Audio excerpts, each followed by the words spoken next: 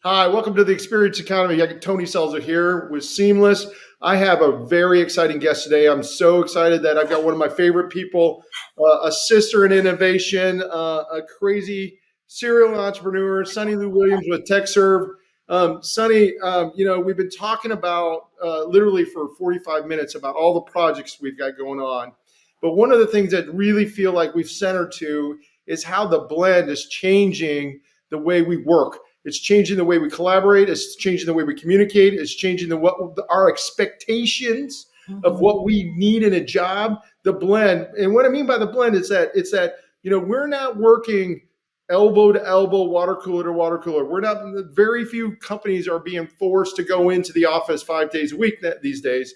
We are really doing this. We're in this collaborative digital environment that we're blending between face to face and digital. And so you guys are really on the cutting edge of that and what you're doing for the GOV and some of these other, non-government organizations. Talk to us about what the blend means to you. Yeah, that's awesome, Tony. So I love how you characterize that as the blend. So micro tactically, what we've done within TechServ is how do we serve our own workforce as we went 100% remote work at home way back in March of 2020, and how have we helped our internal workforce, our partners, our consultants, and our customers as well skill up in their usage and also in the actual ergonomics of how they approach the data, the details, and the doing of their day-to-day work. So, we've known each other for ages. I hail from a telecom background, Great. and we actually recreated the contact center. Yeah. So in this environment, we created a basically support team to help our internal workforce, our partners, our consultants, and our customers by saying, hey, we're going to Zoom with you or whatever virtual web conference technology you want. Show us how you're doing your work and let us help you go through a better reorganization of your systems and tools to maximize the efficiency. So when the pandemic started, we had already been using Asana, a project management tool that helps with the task delineation, collaboration, etc. We had already been using Slack, a communication channel. But as you have this multi-tenant, multi-screen approach, it was harder for some of our employees that did not have an efficiency view of how they could do these things. So our director of business process optimization actually launched a direct one-to-one coaching session with each of our employees and said, all right, when you get up, go to your email inbox, check out your calendar, go over to Asana task, do the prioritization. Here's how you link back and forth between all the apps so that you have one dashboard that you can work on to look at prioritization for the day or most urgent messages, and then building out your workspace and also your mental preparation on doing different types of work and saving that mass market communicating with your team and customers into blocks within your day. So you're still getting work done, not just you being managed by apps. You can actually tailor that to your day. So that's kind of like a hyper tactical thing that we've done to account for blending the workforce needs. And then what we did was we took tools, really looked at the high efficiencies of how are those tools and apps triggering, notifying messaging. And then how do we actually build out a communications process flow so that we can be the actual intelligent intercept, right? And if everything's going well, great. You've taken a second to read a quick note posting rather than having to go through 17 emails back and forth because it's no longer in an email sequence. It's now just a pop update. Here's the project. Here's the category. Here's the notation. And you're good to go. It's funny that you mentioned this whole, you're basically helping your client optimize their environment so their employees can utilize these tools at a higher level. And I kind of I'm going to put people in two types of buckets. I think there are people that are in the bucket that only communicate with people that are inside their organization, right? And then there are people that have to communicate with everybody outside the organization, right? where then they bring in all their tools of choice, right? And it's simple things as is just, oh, I've never used Google Meet before. This has happened to me at least 20 times. Now we're a tech startup, we're a Google shop, but you have to know how to use Teams. You have to know how to use Google Meet. You have to know how to use Zoom. You have to have all those apps. When you're people like you and me, where it's BYOT, right? You've got to be able to communicate with them at the place that they're at. And I think that's one of the demands that we have as employees these days, that we have to recognize that we have to be up to speed in those platforms, up to speed, and getting, to your point, optimized to the environment not only we work in, but who we work with. Is that fair? Absolutely. So we have what's called an organizational profile and a customer profile. So we schedule meetings based upon our customers' preference on the type of technology that they want to use. We don't send out Google Meets to our state customers because they can't access that in their network, right? So we have all of the above subscriptions, including Microsoft Teams. Yeah. And so we take the headache of just the scheduling out for them, and they appreciate that. And so when we are not wasting time trying to get everybody on the tech on the first 10 minutes of the call, we've already now expanded into topic A, B, or C, whereas, other competitors or other vendors are still looking at how do I even engage my customer with the right scheduling tool, right, et cetera. So we've totally monopolized Calendly as far as scheduling when it comes to executive leadership one-on-one. I've even purchased licenses for executives on our customer side to just say, I just want to have better, easier access for your scheduling. I don't want to have to, spend 2 weeks to get on your calendar. And so optimizing that for them, and then looking at from an organizational and customer profile perspective, knowing their preferred tech, knowing how they want to be reported to, right? Some of our customers are like, I still want that weekly or bi-weekly sit down. And so when we have that sit down, the report is delivered beforehand. The agenda is, do you have any questions? Let us go through a refresher of that report. Let's make sure that you're presented to, you're engaged. It almost is like entertainment value, right? On the status of the project. You started to get into something that I think is really important, and I'd love you to speak to. And there is an EQ with these tools. Absolutely. That I feel has been lost in translation. And I have a client that I've been on several calls with, where we've been doing a joint one-on-two, and he's answered the cell phone. That is, why he's on the call, like literally done this. I'm like, and I'm just, the person, my mind just explodes. Like, how, I don't think this is a human that would do that in a face-to-face environment. You with me? How do we help gently coach these? So, this population. And the other thing I'll give you, and I'll give you both sides of this. One, this is, 70 boomer aging. I'm probably going to retire within 5 years. Then I hired a kid that has never worked in an office before, never came into my office, was 100% virtual, out of school, and he didn't have the skills, to the EQ skills to understand these. How do you guys help with that? Is there a methodology you have there? What's your best practices? So for our internal employees, we do technology onboarding. And part of the onboarding interaction is that they have an observation of how we conduct calls.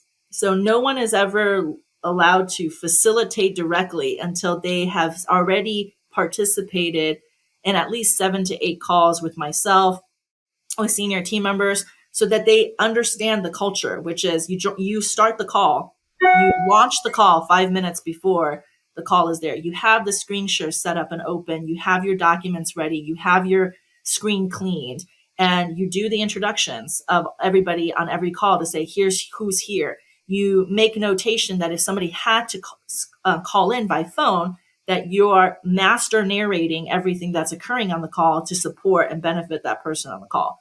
You're also going through agenda, and you're accounting for the opportunities to pause and have interaction and have feedback.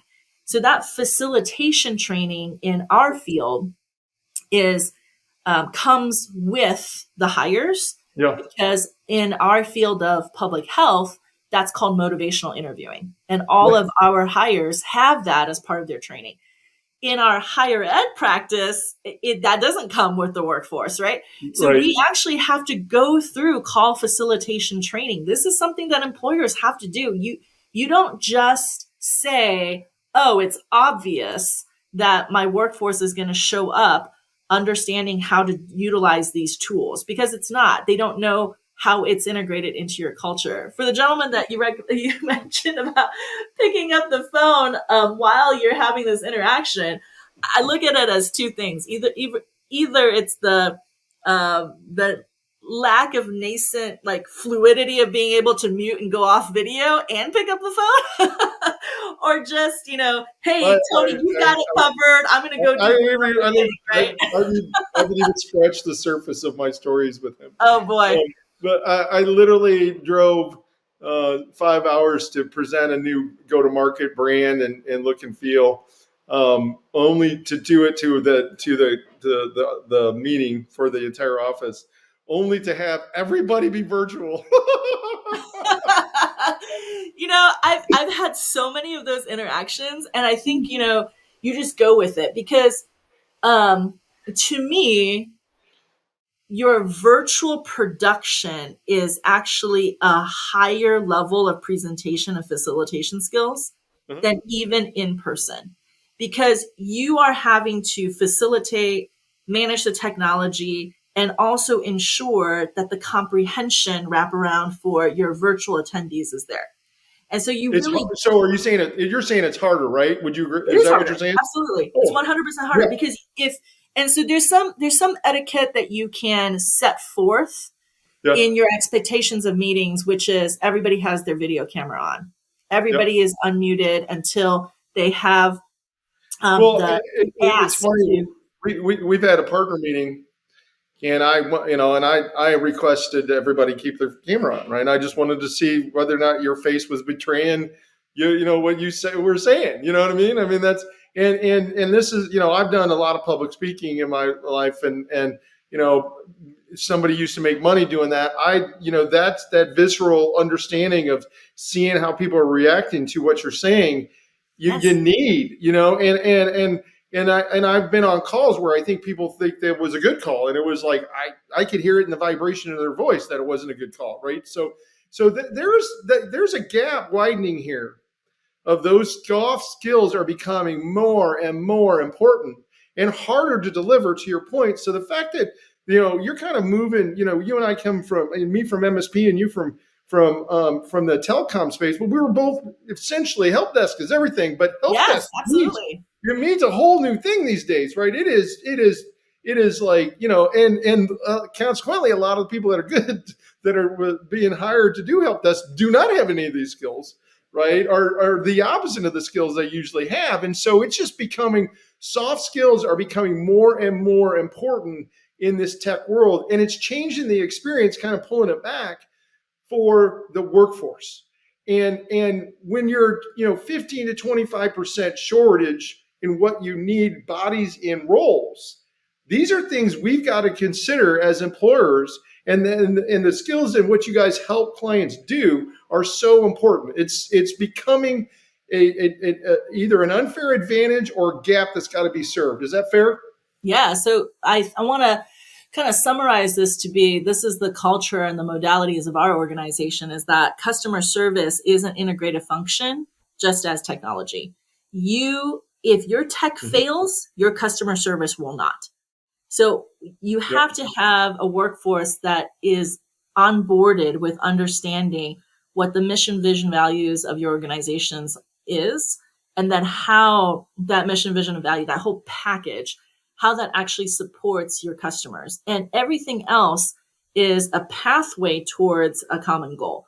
So if your customer doesn't like tech and wants to do it by the phone call, great. If your customer doesn't want to be a part of your project management tool and they just want to get updates from you, great, right? So you have to understand. And so our employees and team members are trained to account for and say, these are the tools that we use. How do you want to use it? What will work best for you? Well, and we have something. This is just a great way to thank you for being on the show. And I think you guys are delivering this at TechServ, just as you have it in your name. You're keeping the promise of technology, and technology's Yes. ultimate promise is to make life easier, faster, cheaper, better. There's an overwhelming sense for a lot of people who are using platforms like the ones we talked about, like the communication platforms, the collaboration platforms, the project management platforms. We're a Monday shop, right? So, but as you do this more and more, the plumbing is less and less important. The technology adoption is more and more important. The change management is more and more important. The soft skills that you guys help clients deliver, that's where the rubber really meets the road. Is that true?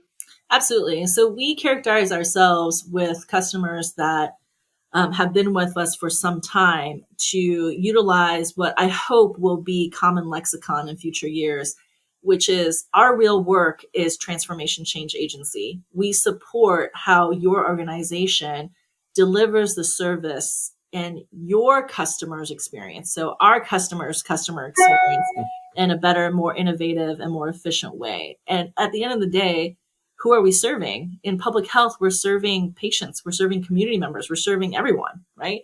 In higher education, we're serving the workforce of the future so that Mm-hmm. our students can not only learn how to become the leaders of tomorrow, but are adopting those soft skills so that they can lead with compassion, right? And understand that at the end of the day, it's not about the tech, it's about the person to person interaction with tech Amen. enabling it to make it more either, as you said, automated, efficient, effective, etc. Yeah. And, you know, in our public safety practice, technology has been a single integrated conduit of the speed to response, but it's still the people that at the site of response, is it being supported, safe, or is there trauma being caused because of the inefficiencies within the actual training programs and how we deal with community versus agency? Yeah. Yeah, I love hearing the stories. We got to keep in touch more often. Keep keeping the promise. Thanks, Sonny, for sharing the story with us. Thanks, Tony. Appreciate it.